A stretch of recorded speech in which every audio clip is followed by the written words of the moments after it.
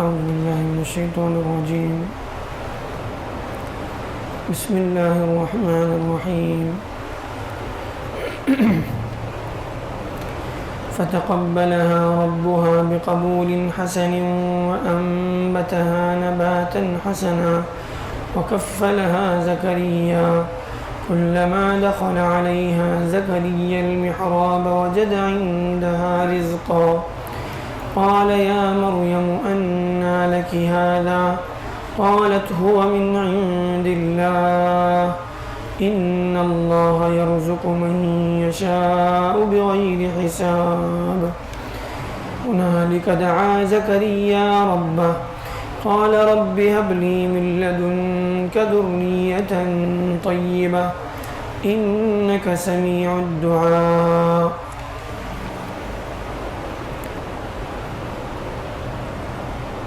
حضرت مریم علیہ السلام کا تذکرہ چل رہا تھا کہ جب ان کی یہاں اولاد پیدا ہوئی اور وہ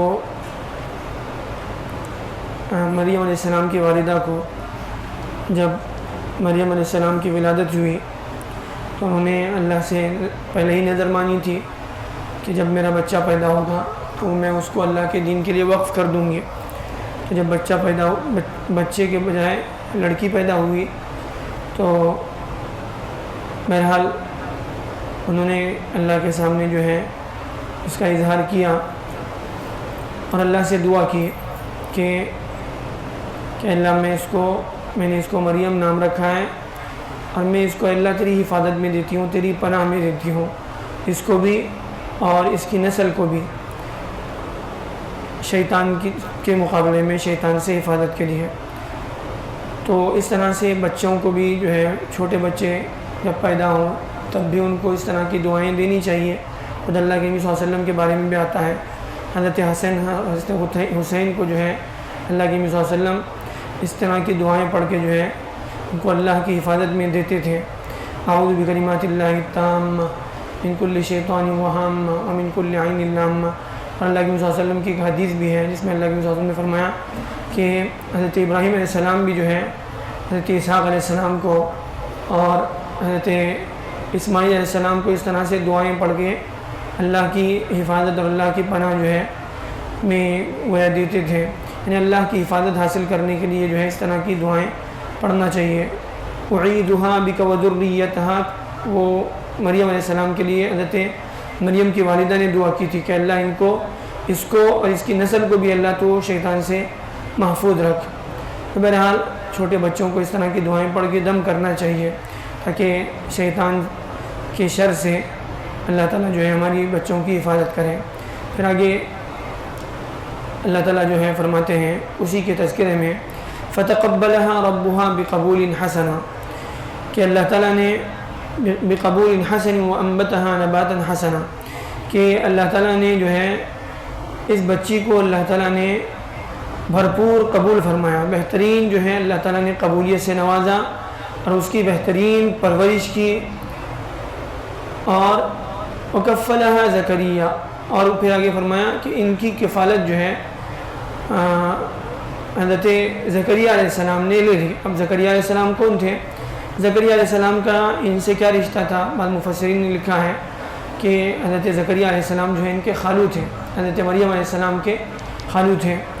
یعنی ان کی خالہ ان کے نکاح میں تھی تو حضرت زکریا علیہ السلام نے ان کی کفالت اور حضرت زکریا علیہ السلام کی کفالت میں حضرت مریم علیہ السلام کی پرورش ہوئی. ان کی پرورش کے سلسلے میں جو ہے جب حضرت مریم علیہ السلام کی والدہ نے ان کو پیش کیا کہ ان کو بیت المقدس کی جو ہے خدمت کے لیے، اللہ کے دین کی خدمت کے لیے ان کو قبول کیا جائے، تو چونکہ حضرت مریم علیہ السلام کی والد جو تھے وہ بیت المقدس کے امام تھے اور وہاں پر ان کا جو ہے ان کا بہت نام تھا، ان سے سب لوگ محبت کرتے تھے، تو ہر کوئی ان کو اپنی کفالت میں لینا چاہتا تھا. جب ان کی کفالت کا مسئلہ آیا تو ان میں لوگوں میں جو ہے بہت زیادہ بحثیں ہوئی کہ ان کی کفالت کون کرے گا. تو بہرحال آخر کار جو ہے قرآن بھی نکالا گیا. پھر اس کے بعد میں جو ہے یہ طے ہوا کہ حضرت زکریا علیہ السلام نے کہا کہ ان کی خالہ میرے نکاح میں ہے تو میں ان کی پرورش کروں گا، یہ میری کفالت میں رہیں گے. اس کے باوجود بھی لوگوں میں جو ہے اتفاق نہیں ہوا، تو پھر اس کے بعد قرآن نکالا گیا. تو بہرحال جو ہے حضرت زکریا علیہ السلام کی کفالت میں حضرت مریم علیہ السلام آئی. اب اس کے بعد جو ہے حضرت مریم علیہ السلام بڑی ہوئی اور یعنی بڑی عمر کو پہنچی، جوان ہو گئی.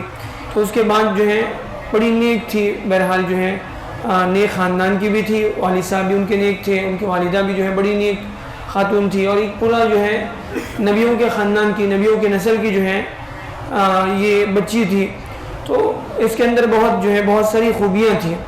تو اس کی وجہ سے جو ہے اللہ کی طرف سے ان کو خاص ان کے ساتھ جو ہے معاملات تھا. وہ کیا معاملہ تھا؟ کلما دخل علیہا زکریا المحراب وجد عندہا رزقا، کہ حضرت زکریا علیہ السلام جب بھی ان کے حجرے میں، ان کے کمرے میں آتے تھے تو دیکھتے تھے کہ ان کے پاس جو ہے یعنی اللہ کی طرف سے روزی کا جو ہے انتظام ہے. قال یا مریم انا لکی ھذا، تو ان کو بڑا تعجب ہوا کہ یہ تمہارے پاس کہاں سے آیا. یعنی بے موسم کے پھل جب بھی آتے تھے تو ایسے پھل جو ہے ان کے پاس رکھے ہوئے جس کا موسم ہی نہیں ہے، جیسے سردی کے موسم میں گرمی کے موسم کا پھل، گرمی کے موسم میں سردی کے موسم کا پھل، اللہ کی طرف سے خصوصی عنایت تھی. تو انہوں نے کہا قالت هو من عند اللہ، وہ کہتی حضرت مریم کہ یہ اللہ کی طرف سے ہے، یہ اللہ نے مجھے دیا ہے، اس کا انتظام اللہ نے فرمایا ہے. ان اللہ یرزق من یشاء بغیر حساب، اور اللہ تعالیٰ جس کو چاہتا ہے بے حساب دیتا ہے. یہ اللہ کی طرف سے جو ہے خصوصی عنایت تھی. اب یہ ممکن ہے جو ہے یہ ایک کرامت رہی ہو اللہ کی طرف سے، جو ہے جیسے اللہ کے نیک بندوں کے ساتھ اللہ کا خصوصی معاملہ ہوتا ہے، کبھی خلاف عادت چیزیں ان کے ساتھ پیش آتی ہیں تو یہ جو ہے اللہ کے نیک بندوں کے ساتھ ہو تو اس کو کرامت کہا جاتا ہے. اور ایسی جو ہے اللہ کے رسولوں کے ساتھ، نبیوں کے ساتھ ہو تو اس کو معجزہ کہا جاتا ہے. تو بہرحال یہ ان کی کرامت بھی ہو سکتی ہے، یا یہ بھی ہو سکتا ہے کہ تحفے تحائف ان کے پاس آتے تھے. تو بہرحال اس سے ان کو بڑا تعجب ہوا حضرت زکریا علیہ السلام کو، اور ان پر بڑا اثر ہوا. تو فوراً ان کا جو ہے ذہن اللہ کی طرف گیا اور انہوں نے کہا ہنالک دعا زکریا ربہ. اس موقع پر حضرت زکریا علیہ السلام نے اللہ سے دعا کی.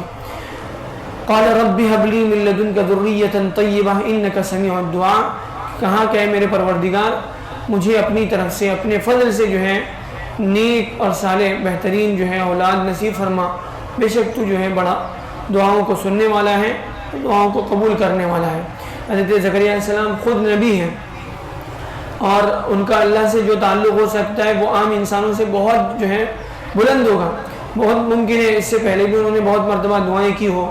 زکریا علیہ السلام جو ہے ان کو اولاد نہیں ہوئی تھی، بہت مدت تک جو ہے بڑی عمر تک ان کو اولاد نہیں ہوئی، ان کی بیوی جو ہے بانجھ تھی.